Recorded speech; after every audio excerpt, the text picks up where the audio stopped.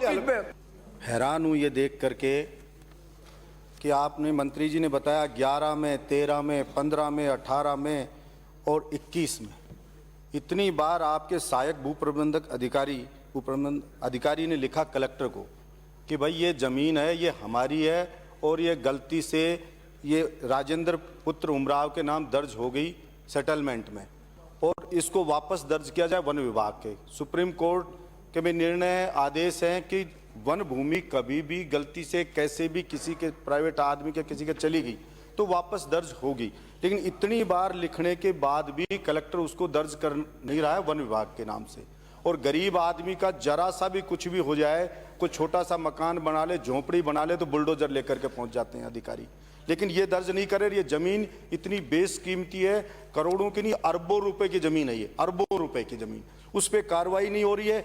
फिर अगर नहीं हो रही है, 1 साल पहले भी मैंने कहा था तो मंत्री राजस्व मंत्री ने जब जवाब दिया था कि हम उनके खिलाफ कार्रवाई करेंगे, अतिक्रमण हटाने के आदेश दे दिए हमने तुरंत। आज तक ना तो ये 19 बीघा जमीन खाली हुई है और बिडा की ओर है 6 बीघा, उस पर भी कब्जा रोक बना रखा है, ना वो खाली हुई है, कोई किसी पे कार्रवाई नहीं हुई है। तो मैं ये जानना चाहता हूं इस देश में कानून का राज है या इस देश में पूंजीपतियों का राज चल रहा है, बड़े लोगों का राज चल रहा है कि उनके लिए अलग और गरीब आदमी के लिए अलग।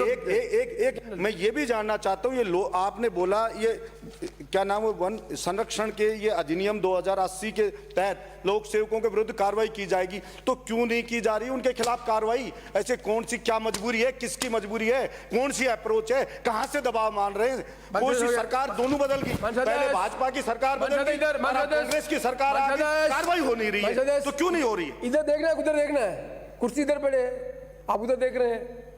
कब आप सीखे जिनको भी बोलना है चेयर को एड्रेस कर। माननीय मंत्री जी।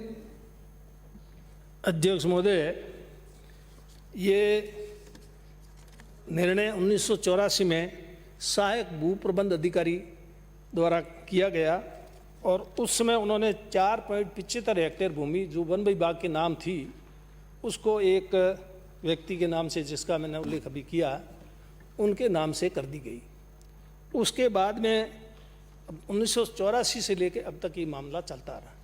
माननीय सदस्य ने पहले भी ये विधानसभा में उठाया, राजस्व विभाग के का भी ध्यान इसमें ध्यानाकर्षण प्रस्ताव के विभाग का ध्यान आकर्षित किया और कॉरेस्पॉन्डेंस जो हुआ, पत्र लिखे गए कलेक्टर के द्वारा, ये जॉइंट सर्वे, ये सब कार्रवाई हुई और इनके खिलाफ 91 RLR एक्ट के तहत कार्रवाई के विचाराधीन है अभी प्रकरण।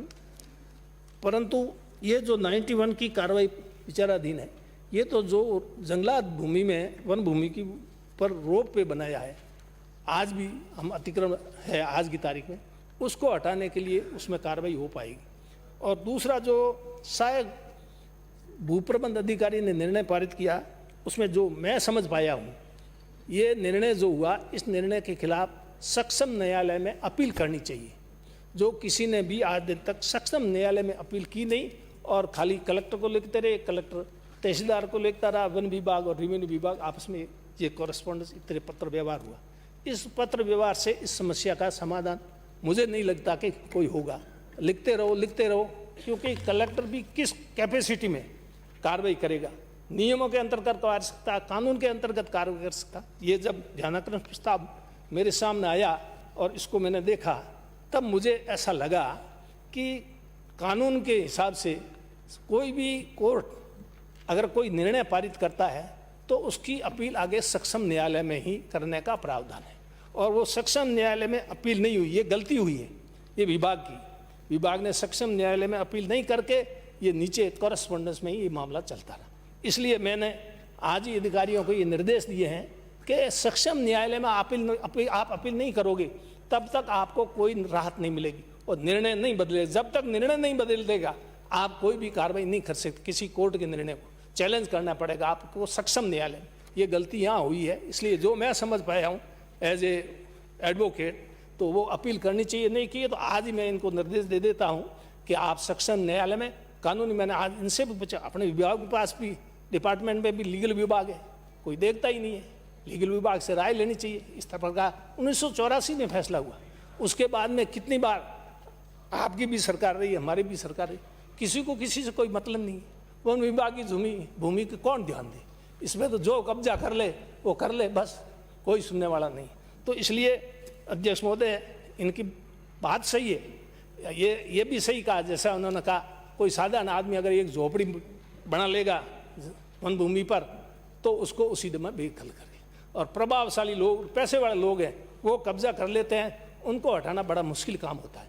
इसलिए मैं अधिकारियों को ये निर्देश दूंगा कि कानून के हिसाब से कार्रवाई करो तो इसमें सफलता मिलेगी, अन्यथा आप पत्र व्यवहार करते रहो, यहाँ जवाब देते रहो, कोई इसका कामयाबी इसमें नहीं मिलेगी। चर्चा समाप्त। अध्यक्ष महोदय, एक क्वेश्चन, इससे बड़ा जवाब नहीं हो सकता, प्लीज बैठे। नॉट अलाउड, नहीं, अच्छा जवाब, not allowed, I said please, आप बैठे, नॉट अलाउड, आई वे से मैं अलाउड नहीं कर, मैं मिस्टर बलजीत प्लीज बैठे, आई सेड गलत बात है, इतना अच्छा जवाब देने के बाद नथिंग लेफ्ट। माननीय ज्ञानचंद पारक।